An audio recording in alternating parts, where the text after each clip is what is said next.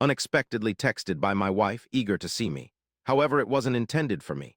I was halfway up the stairs to address the issue when it struck me it was a trap. At 7:15 a.m. Monday, I was pouring coffee at the kitchen counter when my phone on the table vibrated. The sender was Camille. She was upstairs getting ready. Out of habit, I looked at the screen as it lit up near my hand. There it was, "Can't wait to see you." 5 simple words, supposedly sent to me according to the screen. Carefully, I put down the coffee pot. I read it twice more. From upstairs, I could hear her rummaging through drawers, closet door sliding. Normal Monday sounds filled the house, the dog barking at the mailman from 2 houses away, my own heart racing unnecessarily. Over 17 years of living together, I know her habits well. Camille isn't clumsy with her contacts. She organizes her grocery lists and colors code the fridge calendar. The woman had never mistakenly texted the wrong person before. Yet here I was, staring at a message, seemingly plucked from a soap opera bearing my name. I moved toward the stairs, halted midway with my hand on the banister. The situation felt incongruous, the message's delivery, its timing, and its lack of messiness. On the 4th step, I became certain without knowing how this wasn't an error. It was a trap. I returned to the kitchen, brewed another cup of coffee I didn't need, and waited until 7:30 when she appeared in a navy dress and earrings, as she does on gallery days. She smelled of her special occasion perfume, which recently had become a Tuesday-Thursday staple. That day, she glanced at the table, spotted the phone, casually picked it up and slipped it into her bag without checking the screen. At that moment, I was absolutely sure. A woman who mistakenly messaged another man would have nervously tossed her phone aside. Camille nonchalantly hid it like putting away sunglasses. She gave me a cheek kiss, inquired about the dry cleaning, informed me Lainey had soccer practice till 5. I reciprocated all the appropriate responses, smiled, watched her leave through the front door, heard her car ignite in the driveway, garage door ascending, and gravel crunch as she reversed out. Then I took a seat at the table, my hands flat on the surface for about 10 seconds. Only 10.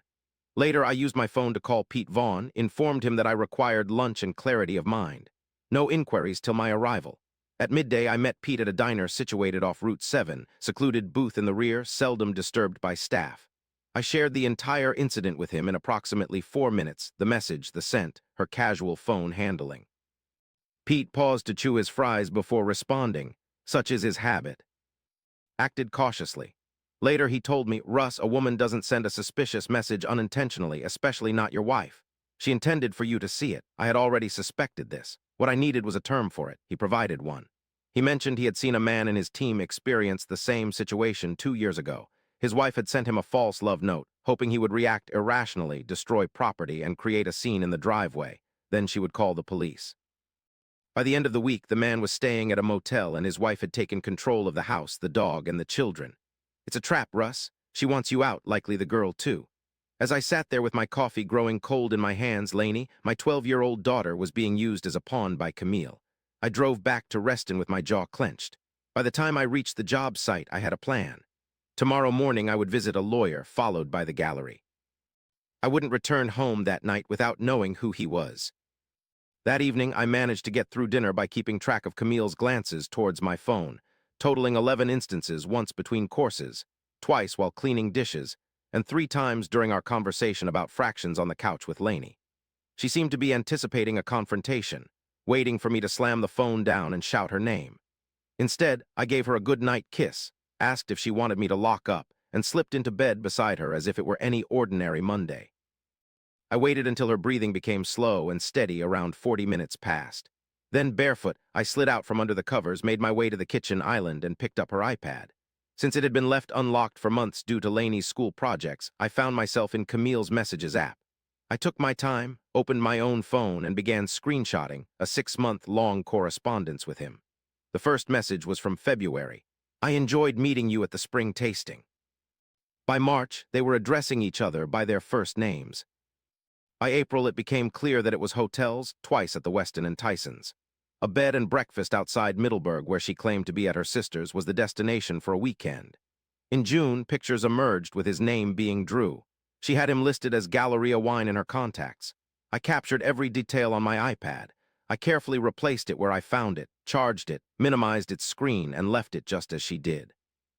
Then I returned upstairs to lie beside the woman I'd been married to for 17 years and watched the ceiling until the alarm rang. At 6:30 a.m., I phoned Halstead from the truck. Pete had given me his number a day earlier. He had a cancellation at 7:15 and instructed me to arrive. His office was located in a low brick building off Old Keene Mill. By 8 a.m., he had the entire story and a strategy. The prenup safeguarded my property rights. Camille could keep what she brought into our marriage, period. Regardless of infidelity, Lainey was still at risk.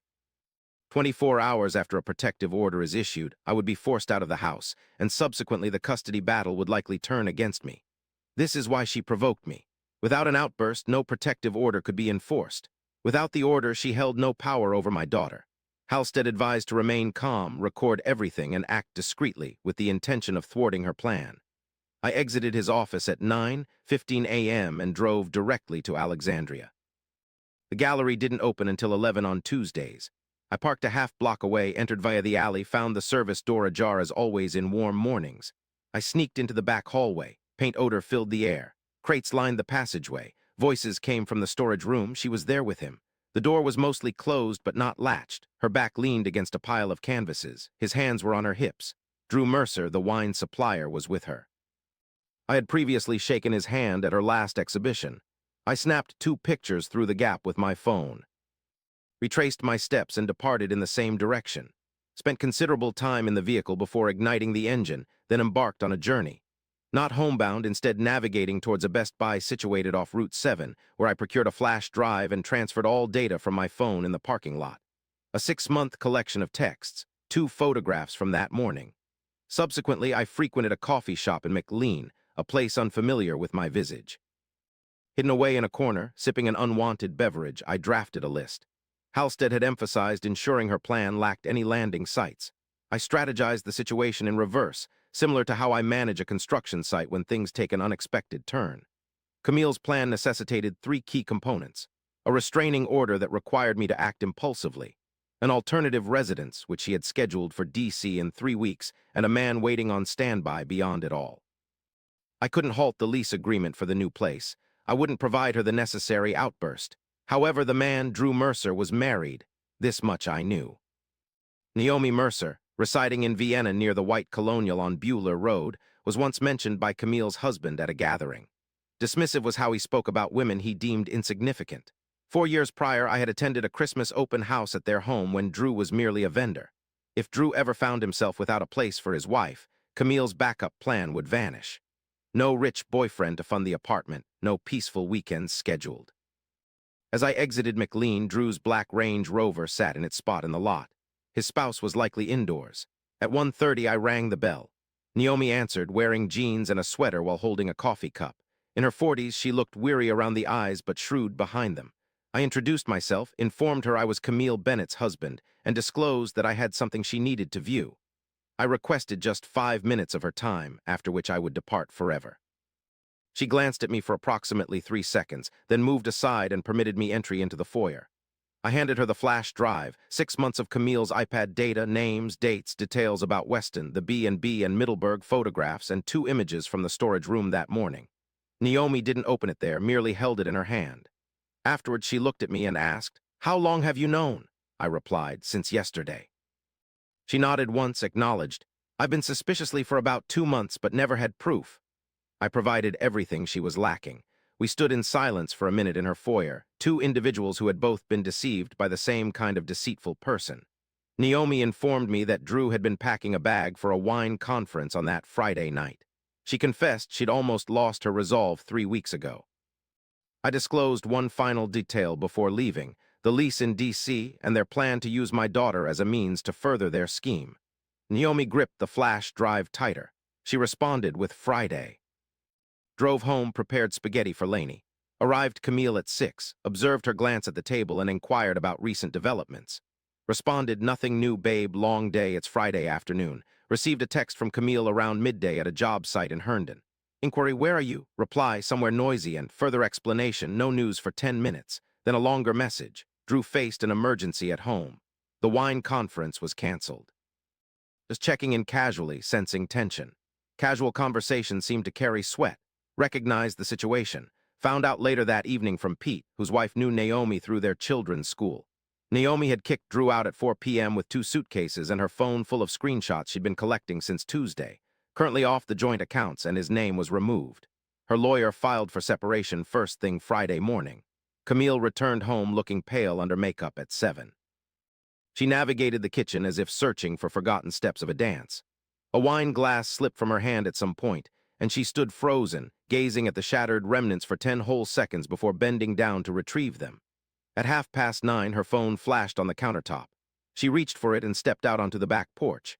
I could see her tense shoulders through the window, then a hand pressing against her forehead, followed by a brief, trembling shudder. She returned indoors, kissed Lainey goodnight, and sent her to bed. She mentioned she was going to soak in a long bath. I remained on the couch with the television muted, waiting her out until Saturday morning. A second message pinged my phone. A snapshot from the corner of a hotel room, a wrist resting on the sheet, 3 words sent tonight. Same location. She seemed determined to provoke me, attempting to make me respond before her plan unraveled. I discarded it without comment, completed my coffee, and drove Lainey to soccer.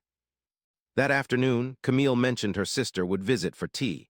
However, she stepped onto the back porch with her phone and stayed there an hour. Upon returning, her eyes were red, claiming her allergies were acting up. I occupied myself in the garage until dinner, sensing her activities on the porch, contacting Drew, learning he wouldn't arrive for her, discovering Naomi had hired separate legal representation, realizing their shared DC apartment would become a single occupancy unit due to Drew planning to charge it to his card. That night, once she retired to bed, I navigated to her office at the house's rear, carefully examined the documents, and found her lease in the second drawer with gallery contracts. She had 3 weeks left to relocate, as Camille B., not Bennett, was listed on the lease agreement. I made copies of the lease at a print shop early Sunday morning while she attended yoga, folded everything neatly into a plain manila envelope, and sealed it. She remained under the illusion that she still held a winning card. Unfortunately, she did not. 3 p.m. on Sunday, I was all set. Camille was at her sister's place, while Lainey attended a sleepover. For the next 2 hours, I had the house to myself. I prepared a go-bag for Camille, including a week's worth of clothes in her fine leather suitcase, her jewelry roll, laptop, gallery contracts, toothbrush, face cream, and a framed photo of her mother from her nightstand. I placed the suitcase by the front door. The rest of her belongings, clothes, books, shoes, she could collect during the week. I didn't intend to play Packer. On top of the suitcase, I left a manila envelope. When her car arrived at 5:40 p.m., I was seated on the 3rd step of the staircase with a beer in hand. She walked in, saw the suitcase, noticed the envelope. Her purse slipped off her shoulder and stopped at her elbow. I stood up, walked towards her, stopping about 6 feet away. I had met Naomi Mercer on Tuesday, Cam. The envelope is for you. The lawyer has the remaining documents. She opened her mouth, then closed it. Her gaze fell upon the suitcase, the envelope, and ultimately me. She seemed lost, as if searching for a line she couldn't find in her script. I retrieved my keys from the side table, walked past her to the front door. Spend the night at your sister's. Lainey is here with me. I shut the door behind me and went to fetch my daughter. 2 weeks later, on a Saturday morning, I filled the truck as Lainey was still asleep. Fishing rods, cooler, her bag, and mine. The dog seated in the back seat, his head sticking out the window even before we left our driveway. We embarked on a 3-hour journey west to the cabin at Smith Mountain Lake, a property we, Camille and I, had acquired 12 years prior but seldom utilized. Her name was never listed on the deed. Halstead confirmed that detail on Wednesday. Lainey sat in the front passenger seat, hoodie on, legs propped up on the dashboard, posing questions I'd been anticipating. I provided her with age-appropriate answers. Her mother had made some regrettable decisions. We decided not to cohabit with her anymore. She could visit on weekends if she desired, when it suited her. The cabin belonged to us now, a shared space for both of us, available for our visits whenever we chose. She was silent for several miles before asking, "Are you all right, Dad?" I responded that I was getting there. The lawyer had contacted me on Friday. The petition was filed and the house was mine along with the savings. Camille resided in her sister's extra room. Drew was in Maryland, staying at a friend's place, with Naomi's attorney pressing harder each week. Upon reaching the cabin around 11 p.m., Lainey dashed out of the truck before I could turn off the engine, making a beeline for the dock accompanied by the dog. I remained by the truck and watched her depart, then took the cooler and followed my daughter to the lake.